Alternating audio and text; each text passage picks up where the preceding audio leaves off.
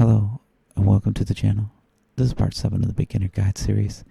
Before we start, I want to say I'm started live streaming on YouTube and Twitch, Fridays at 10 p.m. Central and 8 p.m. Pacific, and also depending on my responsibilities and obligations, most Tuesdays and Saturdays at the same time. And part of the reason I haven't put out any videos on YouTube is that I've been live streaming and also I've been busy this week. But hopefully I can get back on track and get some videos out here. But here we go. Alright, today I want to talk about how we want to evaluate Pokemon. What makes a good Pokemon. And here we have our Squirtle in our little scene, in our boxing ring. He's the defending champ. He has an HP of 60, an attack of 20. And now we have a challenger. I'll come in the background. It's Scyther. He is an HP of 70 and a 1 attack for 30. Alright, and if we compare these two and put them head to head, we can see that Squirtle will attack Scyther 4 times to get a knockout, and Scyther will attack Squirtle 2 times to get a knockout.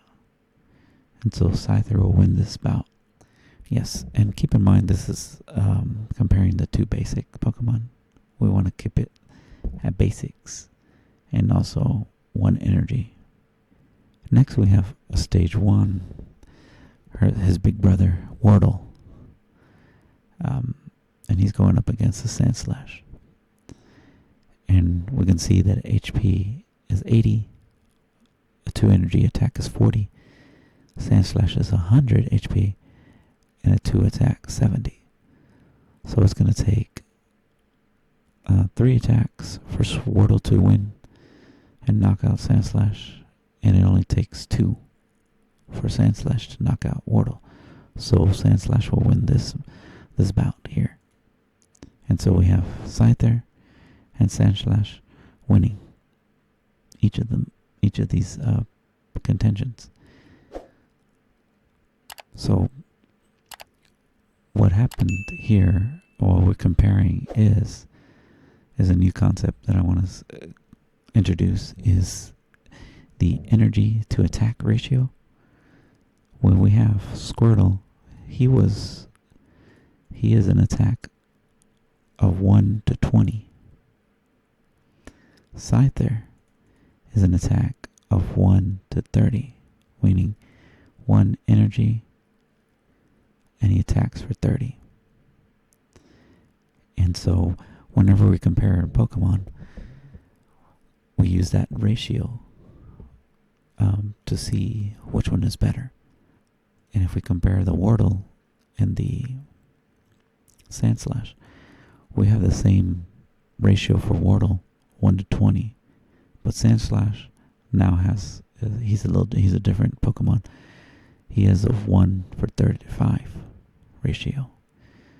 So anything above a 1 to 20 is what I consider a good Pokemon to run.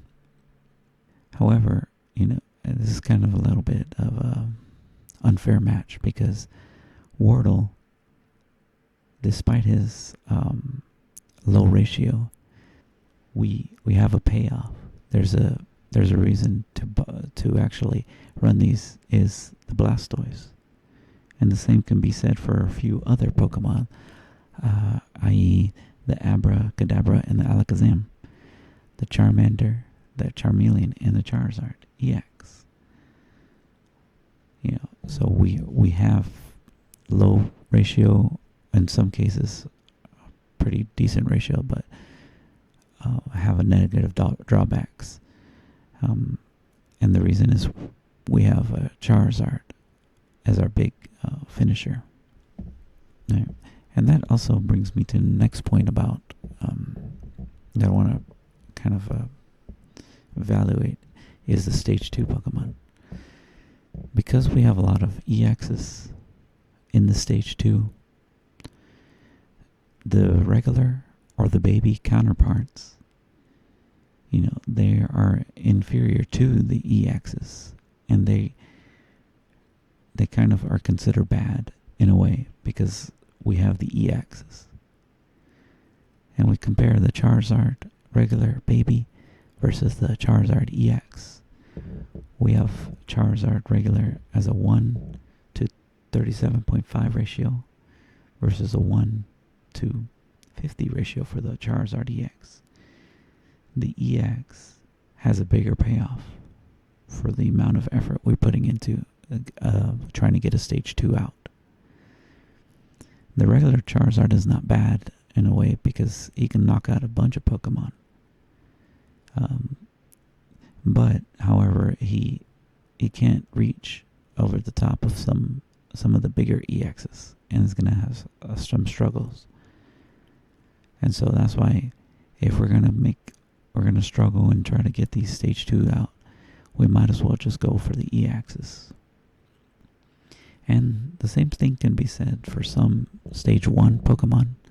The payoff is bigger for the EXs on stage 1. However, we do not have too many stage 1 EX options. And so, although we want to run a good stage 1 EX, there's no option for a Sandslash or, whatever we want to run. So we're gonna stick with this Sandslash. However, in the future, when there's more EXs in the game, we have to consider that payoff for the EX. Is it worth it? Because we are running a stage 1 regular Pokemon. And that's just for future cases. One thing that stage 2 I didn't bring up is stage 2 is a late game Pokemon. And we can kind of evaluate our Pokemon in that way too. An early game Pokemon is usually not good in the late game, and a late game Pokemon is not usually good in the early game. Same for the Squirtle.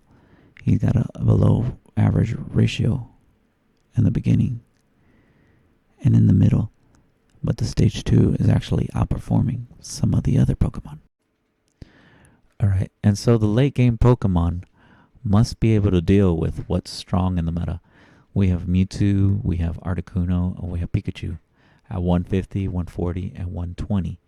And so your Pokemon, your deck in general, must be able to deal with those Pokemon. And so I think a good late game Pokemon will be something that can hit for 70, regardless if it's 2 or 3 energy. As long as you're hitting for 70, you can 2-shot your Mewtwo's and anything strong in the meta. When going up against a Mewtwo, 70 will not be able to 2-shot the Mewtwo unless you're running Giovanni. And Giovanni is a must if you're going to go with 70 as your min for the late game Pokemon. And so when we're deck building, we want to consider that. And when we're evaluating our deck and our Pokemon to add, is it an early game Pokemon or is it a late game Pokemon? Do we need more early game or do we need a late game? And so that's something we need to consider into our critique, our evaluation. And going back to the Squirtle, I know I said it above that, we're comparing the Squirtle to a Scyther. However, that's not really a fair matchup. But we did need a baseline to see where a bad Pokemon and a good Pokemon compare, And so that's the reason we can compare it. The energy of your overall energy output for your Pokemon, you don't want to have too many 2 energy attackers, and you don't want to have too many 3 energy attackers. Because if you have too many, a high curve, this is considered a high curve, then you're going to get rushed and beat down early. And by the same token, you cannot have too many low curve early attackers, because if you get to the to the big guys, you cannot take them down in time, and they will just bully you out of the game. Okay, and so when we're evaluating our Pokemon in deck building, we need to look at our curve overall. We need to add Pokemon that have a good energy attack ratio. And if we're not running that, we need to have a payoff for a lower ratio. That concludes the video for today. If there's anything I missed or you think I should cover within the evaluation, let me know. Watch out for my next video. It's coming out real soon. Bye for now. And as always, thanks for watching.